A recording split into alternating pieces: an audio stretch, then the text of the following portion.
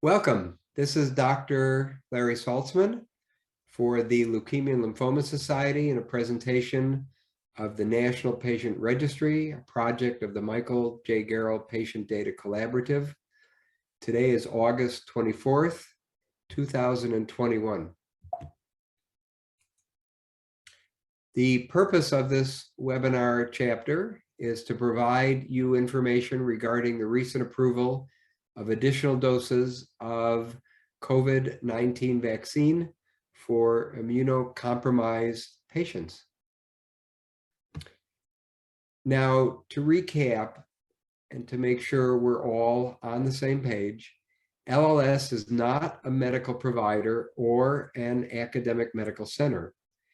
LLS cannot recommend or comment on an individual's booster questions.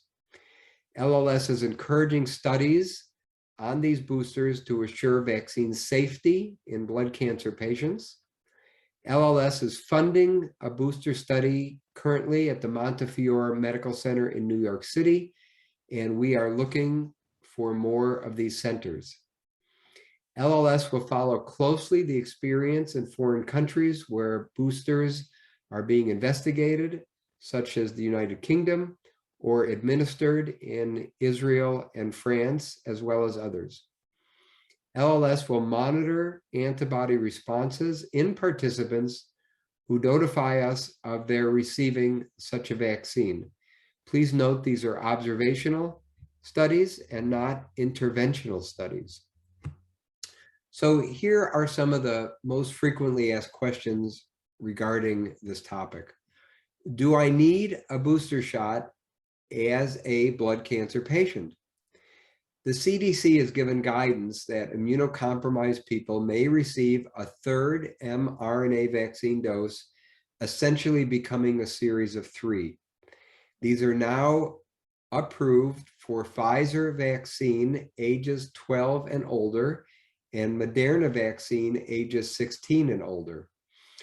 The CDC has classified these immunocompromised people as the following: people in active treatment for hematologic malignancies, those who have been in receipt of CAR T-cell or hematopoietic stem cell transplant within 2 years, or taking immunosuppression therapy, active treatment with high-dose corticosteroids, in other words, prednisone in a dose of greater than 20 milligrams or the equivalent each day, those on what are called alkylating agents, antimetabolites, and transplant-related immunosuppressive drugs, and cancer chemotherapeutic agents classified as severely immunosuppressive, TNF blockers, which stands for tumor necrosis blockers, and other biologic agents that are immunosuppressive or immunomodulatory. When should I receive a third booster? This dose can be given anytime after the normal series recommendation. That means 3 weeks for Pfizer and 4 weeks for Moderna. How can I get a booster shot? Given the FDA CDC approval, a person may self-attest to a vaccine distribution center and therefore will receive a vaccine. This means a self-approval that you have a blood cancer or immunosuppressive diagnosis.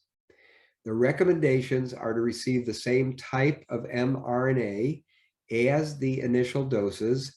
However, if the same vaccine is not available, you may obtain the other mRNA vaccine.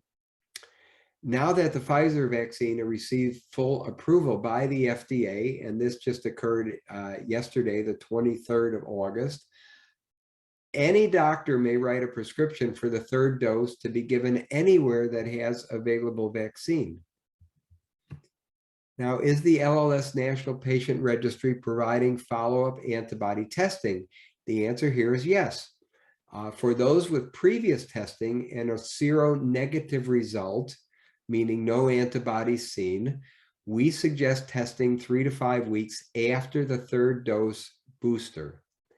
For those with previous testing and a response showing antibodies to the spike antigen, in the best case, we would prefer a test prior to the booster and then a test 3 to 5 weeks after. Now, having said that, we understand that there's been a stampede to the vaccines, and we will try to work as best as we can with all who contact us. We will accept lab tests from your doctor for blood testing that may have been done in the interim if they have not been done at the LLS LabCorp service centers. Here are some specific questions. What if I'm wait and watch? What if I'm taking Rituxan? What if I'm taking BTK inhibitors? And can a booster make my lymphoma worse? For all the above questions, we suggest you consult with your physician, as you are an individual with nuances that we cannot comment in generalities. Having said that, we have seen that Rituxan is a very long-lasting drug, and the same for any CD20 inhibitors. These have long-lasting effects, and we believe their effects may last as long as 6 to 12 months. So again, please talk to your physician. If you're on a BTK inhibitor, these are oral drugs that are given on a daily basis to suppress blood cancers. Again, talk to your physician, and our view is that we shouldn't have you stop your cancer treatments just to take a vaccine. So again, talk to your physician. Now, how can I enroll in a clinical trial for boosters?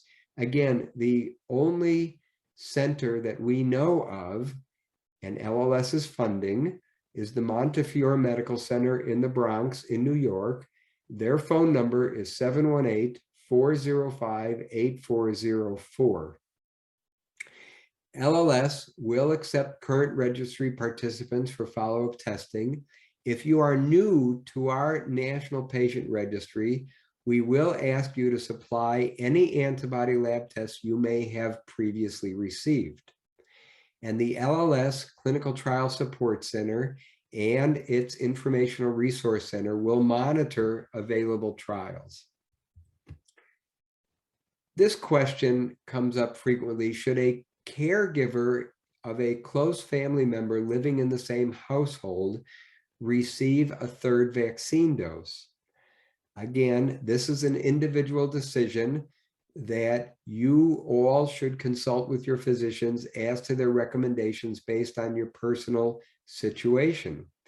The anticipated recommendation will be that a normal, healthy adult should receive a third vaccine at an 8 months time frame after the primary COVID-19 vaccine series was completed. So you would need to check your calendar for dates. You should talk to your physicians. And again, based on the type of vaccine you're looking for, it should become available in September, or your provider can now write a prescription for you to get a Pfizer vaccine if that is the one in your series. Now, for additional registry questions, please contact us at pact@lls.org. We do have a voicemail box, 844-696-7228, where you can leave a message. It is not answered automatically.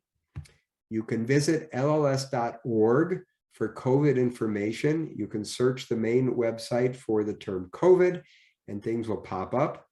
Please stay tuned for future updates.